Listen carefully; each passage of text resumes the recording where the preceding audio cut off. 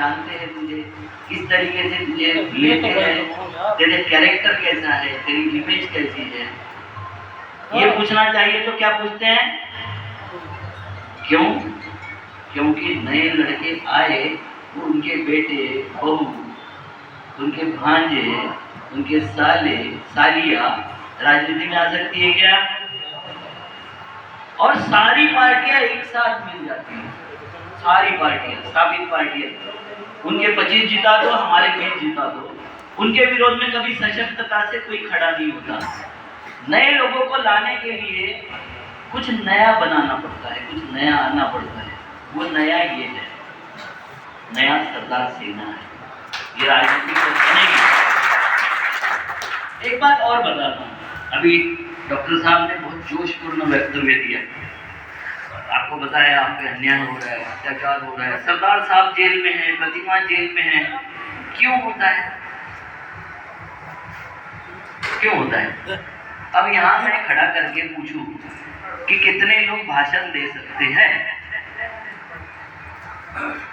90% बोलेंगे कि हमारा तो कोई मतलब नहीं है। अब घर में भाषण देते हो कि नहीं? देते हो ना? दोस्तों के बीच भाषण देते हो कि नहीं? बीबी को भाषण देते हो कि नहीं? यहाँ क्यों नहीं दे सकते? क्योंकि हमको स्टेज डेयरिंग नहीं है। ये जो बच्ची है, इसको अभी स्टेज पर लाके बुलाया, 50 लोग 100 लोग अंदर बैठे हुए हैं।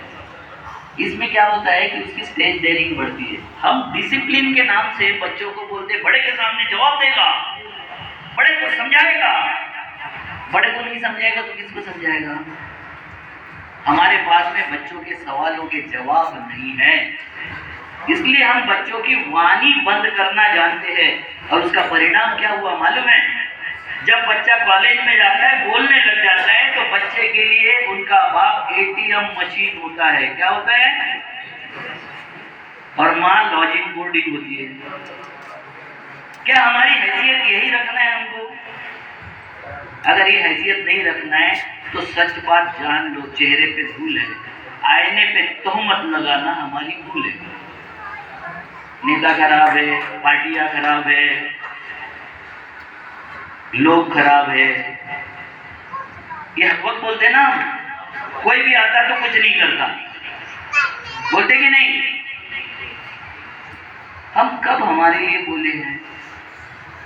आपने कभी, आप सब किसान हो ना, किसान पुत्र हो ना, तो आप ईमानदार तो होंगे, होंगे कि नहीं? पक्का बताइए। जो बेईमान होगा हाथ खड़े कर दे।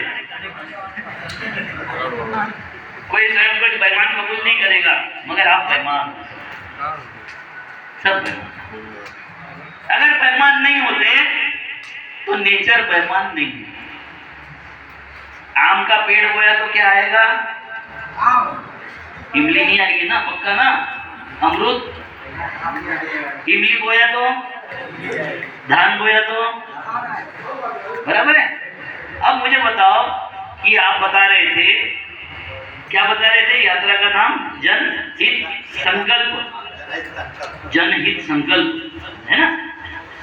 अब बताओ कि ये देश में जनतंत्र है, मगर तंत्र एक तरफ है, तंत्र और जन दूसरी तरफ है। ये दोनों को मिलाने का काम RS पटेल कर रहे हैं कि जन को तंत्र के हवाले न छोड़ते हुए जन को हित के हवाले छोड़ना है। अगर छोड़ना है तो सोचना पड़ेगा, ईमानदार बनना पड़ेगा। कैसे? जैसे जनतंत्र में राजा कैसे पैदा होता है? कैसा होता है? वोट से पैदा होता है। वोट मतलब जनतंत्र का सीड है, बीज। धान बोने से धान आता है, गेहूं बोने से गेहूं आता है, आम बोने से आम आता है। अगर हम तंत्र में जन के बजाय दारू बो देंगे, दारू के अगेंस्ट में वोट देने वाले लोग हैं कि नहीं? पैसे बो देंगे, पैसे वो धान बेच के लाया था कि तुमको बेच के लाया? धान बेच के कोई चुनाव लड़ सकता है? आप लड़ दो, तो हमें आप क्यों बेच के लाया ना? बढ़िया। अब मुझे बताइए कि वो आपको बेच के पैसे लाया, वो पैसे आपने बांटा, आपने तिलक लगा लिया, रघुकुल रीत सदा चली आई, का प्राण जाई पर वचन न जाई। उसका तो वचन पहले चले गया है, उसने वचन दिया था ना आपकी सेवा का। तो जो बेईमान है उसके साथ में बेईमानी करने में कोई बुराई है क्या? है बुराई? नहीं है बुराई। मगर हम अपने कायम रहते हैं और हम वोट देते हैं धर्म के नाम पर, जाति के नाम पर। जब धर्म के नाम पे देंगे तो धर्मागत लड़ाई लगाएंगे कि नहीं? हम जाति के नाम से वोट देंगे तो जातियों में बांटेंगे कि नहीं? बांटेंगे। हम अगर भाषा के नाम पर, प्रांत के नाम पर वोट देंगे, और पौवा तो बता ही दिया मैंने, उसके नाम पर वोट देंगे, और फिर मांगते वक्त मांगोगे कि सरदार साहब का सम्मान होना चाहिए, हमको स्वास्थ्य मिलना चाहिए, हमको शिक्षा मिलनी चाहिए, हमको रोजगार मिलना चाहिए, हमको एमएसपी मिलनी चाहिए, सुरक्षा मिलनी चाहिए। कौन है बेईमान? हम बेईमानी कर रहे हैं ना, हम बेईमान नहीं है, मूलतः हम बेईमान नहीं है, मगर हमको भटकाया जा रहा है। जिस तरीके से भटकाया जाता है, देखो यहाँ कितने लोगों का नाम दशरथ है, बताइए, हाथ खड़ा कीजिए। किसी का नाम दशरथ है? नहीं। दशरथ कौन था? राम का बाप है ना। बाप का काम होता है बेटी की रक्षा करना। ये अगर लड़की कुछ संकट में पड़ जाए तो इसकी रक्षा कौन करेगा? पिता करेगा, माँ करेगी, बराबर है ना। आप सब राम के बाप बन गए हो। 15-20 साल 30 साल हो गए राम के बाप बन के घूम रहे हो कि राम को बचाने के लिए आपकी जरूरत पड़ रही है। हमको कभी समझ में आएगा कि हम राम के बाप नहीं हो सकते, राम हमारा बाप है। और अभी तो पावन भागवत जी ने बता दिया है कि राम हमारी जाति का नहीं है, कोई भगवान हमारी जाति का नहीं है, वो आपका है। अब आपका है तो आपके माँ के साथ बात करने में आपको कोई मिडल मैन दलाल लगता है क्या? मुझे माँ से कुछ मेरे मांगना है, कोई दलाल लगेगा? कोई मंत्र लगेगा? कोई आराधना पद्धति लगेगी कि माँ के सामने घुटने टेक के बैठने से ही माँ कुछ देगी, या सीधा खड़ा होकर मांगूंगा तो नहीं देगी? ऐसा कुछ होगा? नहीं होगा। मगर ये जो आपको समझाते रहते हैं कि ऐसा करने से ही भगवत भक्ति होती है, ऐसा करने से ही राम की भक्ति होती है, वो आपको धर्म का धंधा सिखा रहे हैं। क्या सिखा रहे हैं? और धर्म का धंधा होना चाहिए क्या? हमारी भावना है राम के साथ में, हमारी आस्था है राम के साथ में, हमारा धंधा है क्या राम के साथ में? तो आप सब लोगों को देखो, कुछ लोग यहाँ राम को मानते होंगे, कुछ नहीं मानते होंगे। मुझे इतना ही कहना है कि जो मानते होंगे वो भी ठहर के थोड़ा सोचे कि क्या उसके भगवान को, उसके बाप को बेच वोट लेना, इसको आप सहमति दे सकते हो? और दे रहे हो? दे रहे हो कि नहीं दे रहे हो? क्यों दे रहे हो? क्या वो राम के रक्षक है? नहीं। मान कैसे रहे हो? क्योंकि उसका प्रचार बहुत ज्यादा हो रहा है। आज आपने जो रैली निकाली, जो दमखम दिखाया, मुझे हर वक्त, मैं कुर्मियों के रैलियों में जब जाता हूँ, मीटिंगों में, तो किसी बियाबान में, जैसा ये घर गांव के बाहर है, यहाँ होता है हॉल में बड़ा प्रोग्राम, मगर एक 4 लाइन है कि जंगल में मोर नाचा किसने देखा? आप मार्केट में नाचे। आप, मेरे लिए अभिमान का विषय है, स्वाभिमान का विषय है कि आप उन लोगों पर नाचे, उनके छाती पर नाचे जो आपको बरगलाते हैं, जो आपको बेचते हैं, जो आपका सौदा करते हैं, जिनसे उनको पैसे मिलते हैं, उनके छाती पर आज कुर्मी समाज नाचा है। और ये बात मेरे लिए गौरव का विषय है। हम कुर्मी होने का गौरव करते हैं, हम कभी हिंदू होने का गौरव करते हैं, हम कोई बात का गौरव किस बात का होना चाहिए? कुर्मी होने में कितने लोग कुर्मी हुए हैं, उसके लिए अपने माँ बाप को एप्लीकेशन दिया था कि मैं तेरे घर में कुर्मी जाति में पैदा होना चाहता हूँ। कितने बाप ने एप्लीकेशन दिया था कि इसको मेरे घर में पैदा कर, मेरे लिए होता तो मैं तो टाटा बिरला के या अडानी या अंबानी के यहाँ पैदा होने की एप्लीकेशन देता। किसने दिया? तो जो अनायास घट जाए बात, वो दुर्घटना होती है कि नहीं होती है? तो दुर्घटनाओं का स्वाभिमान या दुर्घटनाओं का गर्व करने वाला गर्त में जाएगा कि नहीं? हम जा रहे हैं, दोष किसका है? हमारा है ना? तो जब तक हम खुद को नहीं समझेंगे आप कौन हो, ये जब तक नहीं समझोगे, गूगल नाम का एक मैप आया, ऐप आया है ना आपके पास, कितने लोगों के पास एंड्रॉइड फोन है? हाथ खड़े करो। उसमें कहीं जाना हो तो आप क्या करते हो? सर्च इंजन चालू करते हो, उसमें बोलते हो कि मुझे यहाँ जाना है। वो आपको सर्च इंजन क्या बताता है कि पैदल गए तो कितने देर में जाओगे, कार से गए तो कितने देर में जाओगे, मोटरसाइकिल से कितने देर में जाओगे, बताता है। और उसके पहले एक सवाल पूछता है आपसे, इस वक्त आप कहाँ खड़े हो? आप मुझे बताइए, कुर्मी समाज कहाँ खड़ा है? इस देश की, इस धर्म की, इस प्रदेश की व्यवस्था में आप कहां खड़े हो? अगर नहीं पता तो गूगल ऐप भी आपको रास्ता नहीं दिखा सकता। सही है कि नहीं है? जो मैं बात बता रहा हूं वो आपको अगर लगे कि इसमें कुछ प्रश्न पूछना चाहिए, गलत है, क्योंकि मैं भाषण नहीं दे रहा हूं। भाषण देने का काम अध्यक्ष जी ने कर दिया है, मैं उनका धन्यवाद करता हूं। मैं समझा रहा हूं, हमको क्या समझाना है, लोगों को क्या समझाना है। वोट किससे चाहिए? लोगों से। हमको अगर खड़ा होना है तो जन समर्थन चाहिए, और जो दिखता है वो बिकता है। दिखना चालू करो, बिकना चालू हो जाएगा। इसमें कोई शक है? कोई शक नहीं है। दिखना कैसे है, कैसे दिखाया जाता है? दिखते कैसे हैं? कैसे देखते? नहीं, लड़की से जाते हो तो जनसंबंध बनाते हो क्या? तुम सोचते क्यों नहीं यार? ऐसे ही होता है। राजनीतिक जो हो रहा है ना, यही हो रहा है। आपको वो अपनी लौ में बहा के ले जा रहा है, आप स्थिर होके सोचना बंद कर देते हो। कभी सोचते नहीं। किसी ने बताया अच्छे दिन आएंगे, किसी ने बताया सबका साथ, और आगे का नहीं बताया, दो का विकास नहीं बताया। पूछा हमने 15-15 लाख मिलेंगे, किसको मिलेंगे पूछा। 2 करोड़ रोजगार मिलेंगे, किसको मिलेंगे पूछा। ये राहुल गांधी की पार्टी आई है, वो प्रेस में खड़े होके पूछते हैं, क्या पूछते हैं? पत्रकारों में कितने बैकवर्ड है, कितनी एससी है, कितनी एसटी है। मैं उनसे सवाल पूछ रहा हूँ कि आपने एक टीम बनाया बिहार के चुनाव में, 45 लोगों की टीम है, उसमें कितने एससी एसटी है? कितने हैं? 2 लोग मात्र ओबीसी है, 5 लोग एससी एसटी है, बाकी कौन है? किसको सवाल पूछ रहे हो?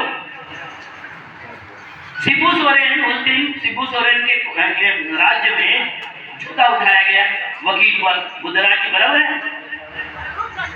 उस कोर्ट में 25 जज की वैकेंसी है। कितने? 25। वहां जज है मात्र 17। एक भी जज एससी एसटी ओबीसी का नहीं है। तुम्हारी सुनवाई कौन करेगा? क्या हमारे पास में पात्रता नहीं है? हमारी औकात नहीं है? हमारी सोच नहीं है? हमारे पास में बुद्धि सागर जी जैसे निष्ठात वकील है, जो यहाँ पर सर पर बर्फ रखकर बात करता है। आदमी कितना भी बोल दो उत्तेजित नहीं होता है, शांति से सब बातें सुनते रहता है। ऐसा आदमी हमारे पास है। मगर जिनको सर्टिफाइड कर दिया था अंग्रेजों ने कि ब्राह्मणों का चरित्र ये न्यायिक चरित्र नहीं होता, और हमारे सारे कोर्टों में वो भरे हुए हैं, इसलिए सारे जजमेंट हमारे विरोध में चले जाते हैं। आप बताइए कि 80 लाख वोटर बोगस पकड़े गए। सूर्यकांत नाम का एक जज जो आरएसएस कैडर से आया हुआ है, वो कांग्रेस ने अपॉइंट किया था। इसको गंभीरता से समझो। कैसी मिली भगत है, हमारा कुछ नहीं हो रहा है। क्योंकि कुर्मी समाज खुद को कभी क्षत्रिय कहता है, गुजरात में जाके वैश्य बन जाता है, उत्तर प्रदेश और बिहार में आके शूद्र बन जाता है। आप हो कौन हो? आप तीनों नहीं हो, वर्ण व्यवस्था का आप हिस्सा नहीं हो। बिल्कुल विश्वास पूर्वक देखिए, क्योंकि वर्ण व्यवस्था 4 सूत्र, नारद स्मृति, मनुस्मृति और याज्ञवल्क्य स्मृति, ये 3 स्मृतियों में इतिहास है शूद्रों का, वैश्यों का, क्षत्रियों का और ब्राह्मणों का, जिसमें व्याख्या की गई है। जो किसान है उसके बारे में बोला जाता है उत्तम खेती, मध्यम बान, कनिष्ठ नौकरी, विक निदान। हमारे व्यवसाय को क्या बोला गया? उत्तम व्यवसाय करने वाला शूद्र हो सकता है क्या? गुजरात में बैठे हुए खुद को ये वैश्य समझते हैं, इनका चना बेचने के लिए इनको दलाल लगता है। मैं तो गुजरात में कितने कैंप लिए, इनको बोला कि तुम्हारा चना तुम बेच नहीं सकते, वैश्य बन गए। अरे तुम्हारे व्यक्तिगत पुरुषार्थ के द्वारा तुमने कुछ सीखा होगा, क्योंकि गुजरात के पटेल समाज में और उत्तर प्रदेश के और महाराष्ट्र के पटेल समाज में बेसिक फर्क क्या है? ये अगर एक बिजनेस में सक्सेस हो जाता है तो ये अपने सारे रिश्तेदारों को बिजनेस सेट करने के लिए मदद करता है। सारे मतलब एक टाइल्स के धंधे में सक्सेस हो गया, एक घड़ी के धंधे में सक्सेस हो गया, एक टायर के धंधे में सक्सेस हो गया, एक लॉजिस्टिक के धंधे में सक्सेस हो गया। आपको पता है इस देश का जो मनी लॉन्ड्रिंग होता है, जिसको क्या बोलते हैं, हवाला, वो महसाना जिले के एक छोटे से गांव के सारे पटेलों के हाथ में है। कितना विश्वसनीय समाज है आपका। अरबों खरबों रुपए आपको ऐसे ही सौंप देता है व्यापारी। ये आपकी विश्वसनीयता है। आपका किसी के साथ में कोई बैर नहीं है। कुछ यादव का तो अभी हो गया है बैर, है ना, मुस्लिमों से बैर करवा दिया है, ब्राह्मणों से, ताकि सब लोग चिढ़ते हैं। हमसे कोई नहीं चिढ़ता। और इतना सर्वमान्य समाज सत्ता में क्यों नहीं है? ये सवाल का जवाब हमें चाहिए कि नहीं चाहिए? ये सवाल का जवाब आपको जनता से जाके पूछना है। जितने लोगों को भाषण सीखना होगा, एक शिविर डॉक्टर साहब लगाएंगे, मैं बता देता हूँ 15-20 मिनट में मैं भाषण सिखा दूंगा किसी को भी। जिसको माइक फोबिया होगा, जिसको माइक फोबिया, जबरदस्ती ताली मत बजवाइए। इनको लगेगा तो ताली बजाएंगे, नहीं तो बोलेंगे चुप बैठो। बिल्कुल नहीं, बजाओ बच्चे के नाम पर ताली, वो सब उधर होता है। कहाँ होता है? बच्चे के नाम पे ताली बजाओ, धर्मी के नाम पे ताली बजाओ। अपन धर्मी वाले नहीं है, अपन बच्चे वाले नहीं है। उनके नाम से हम तालियां नहीं चाहते, गालियां भी नहीं चाहते। हम क्या चाहते हैं? समाज में सुधार चाहते हैं। हम क्या चाहते हैं? व्यवस्था में परिवर्तन चाहते हैं। हम क्या चाहते हैं? नेताओं का परिवर्तन नहीं, व्यवस्था का आमूलाग्र परिवर्तन चाहिए। जहां 2 एमएलए और मंत्री आपके समाज का होगा, वहां सरदार पटेल जेल में पड़ा है। और हमको शर्म नहीं आती। बाबा साहब का रख के देखो, रख के देखिए। हमारे नागपुर में तिरंगा ध्वज फहराया था 2002 में आरएसएस के मुख्यालय पर। बाबा मेंढे नाम का मेरा एक दोस्त था, घूमते घूमते गया, उसने देखा कि आरएसएस के मुख्यालय पर राष्ट्रध्वज तिरंगा नहीं है, 15 अगस्त का दिन था। उसने बोला ऐसे कैसे नहीं फहरा है? 4-5 दोस्त चढ़ गए, तिरंगा फहरा दिया। उन्होंने कंप्लेंट किया पुलिस में, और वो तिरंगा ध्वज 22 साल बाद मेरे एक दोस्त मोनित जबलपुरे ने छुड़ा के लाया। अब तिरंगा थमाएंगे, घर घर तिरंगा, हर घर तिरंगा। पर ऐसे नालायक लोगों को हम एक्सेप्ट कर लेते हैं। मोदी नहीं तो और कौन? ये समस्या बीजेपी की हो सकती है, हमारी नहीं। हमारी माए बांझ नहीं है, हमारे पास में आरएस पटेल है। ये कोई अगर पूछता है तो योगी नहीं तो कौन, मैं बताऊंगा आरएस पटेल। मैं यही बताऊंगा, क्योंकि क्या विशेषता होती है? सिंह है क्या मोदी को? पूछ है क्या? क्या है? अकल तो है नहीं। आपको पता है वो कहाँ बाबा गोरखनाथ से लेके कबीर से लेके गुरु नानक तक एक ही जगह बैठा के उन्होंने सबका चर्चा करवा दिया। वो उसको सिकंदर को लाके नालंदा में बिठा दिया, गर्दन से गैस पैदा कर दिया। ये अकल के काम है? ये तो लेमैन भी समझता है। फिर भी हम उनके पीछे चल रहे हैं क्योंकि हमारे पास में सक्षम नेतृत्व खड़ा करने की क्षमता नहीं है। हम कर रहे हैं क्या सक्षम नेतृत्व खड़ा? तो आपके पास में, कुर्मियों के पास में ना धार्मिक क्षेत्र में, ना आर्थिक क्षेत्र में, ना सामाजिक क्षेत्र में, ना राजनीतिक क्षेत्र में, किसी भी क्षेत्र में नेतृत्व नहीं है। एक अकेला बाबा साहब आम्बेडकर ऐसा नेता था जिसकी वजह से उसका समाज बड़ा हो गया। हमारे जो नेता है वो समाज को बेच के बड़े होते हैं। सच है गलत है? हमारे जितने नेता समाज का नाम लेके बड़े हुए होंगे वो समाज को बेच के बड़े हुए कि उनको बेच के उन्होंने समाज का भला किया? भला नहीं किया। तो ये जो डॉक्टर है ना, ये आज 30 लाख रुपए का नुकसान करके 2 दिन घूम रहा है। 60 लाख रुपए का नुकसान किया है इसने खुद का। ये नैतिक आदमी है?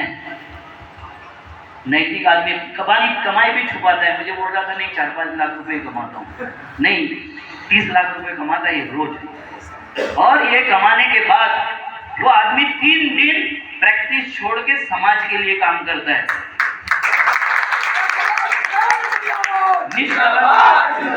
निष्कलंक आदमी है।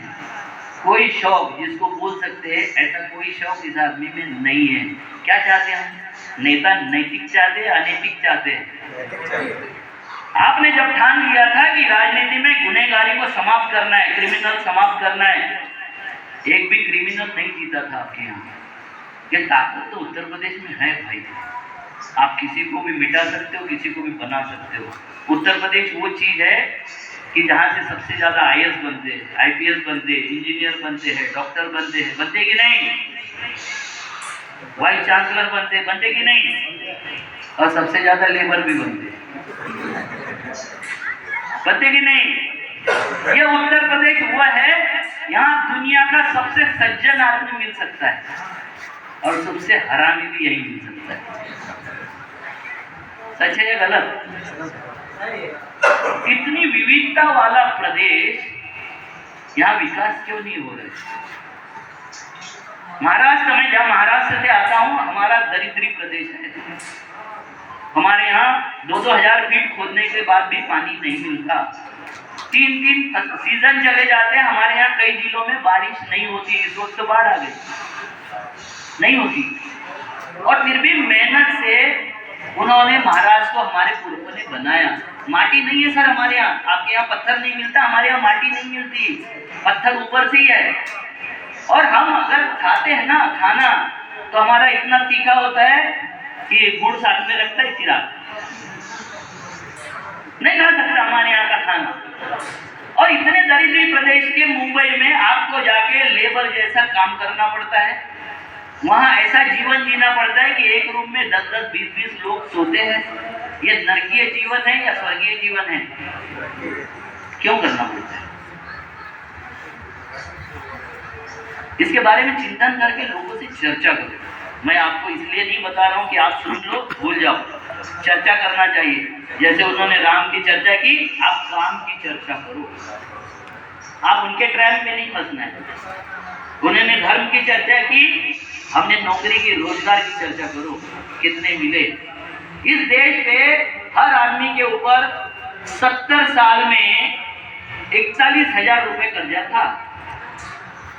आज 11 साल में 4,80,000 रुपए हर व्यक्ति पर कर्जा है। जो पैदा होगा उस पर भाई 4,80,000 का कर्जा है।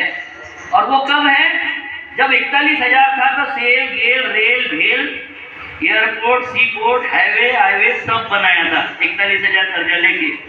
इसने 4,80,000 कर्जा लेके सब बेच भी दिया। पैसा गया कहाँ? आप कभी पूछते हो नेताओं से?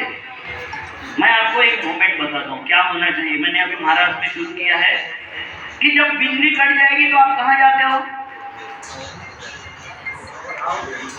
बिजली के पावर हाउस में जाते हो। पावर हाउस वाले ने आपको प्रॉमिस दिया था क्या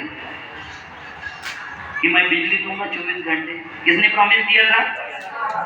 तो पकड़ो साले MLA को, MP को। उसके घर में घुसो, बोलना उसने नहीं दिया मुझे प्रॉमिस, प्रॉमिस तूने दिया है, और तूने प्रॉमिस दिया तो पूरा कौन करेगा?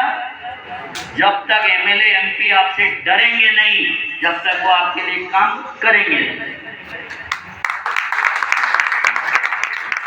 और सरदार सेना चोरों की सेना नहीं है, डिसिप्लिन सेना है। हम सवाल पूछ सकते हैं, कांग्रेस वाले सवाल नहीं पूछ सकते, समाजवादी नहीं पूछ सकते, क्योंकि उनके ऊपर विभिन्न आरोप लगे हुए हैं। हमारे ऊपर कुछ है क्या? तो सवाल कौन पूछेगा? और सबसे ज्यादा अगर एमएलए एमपी किसी को डरता होगा तो किसको डरता है? दो चीजों को,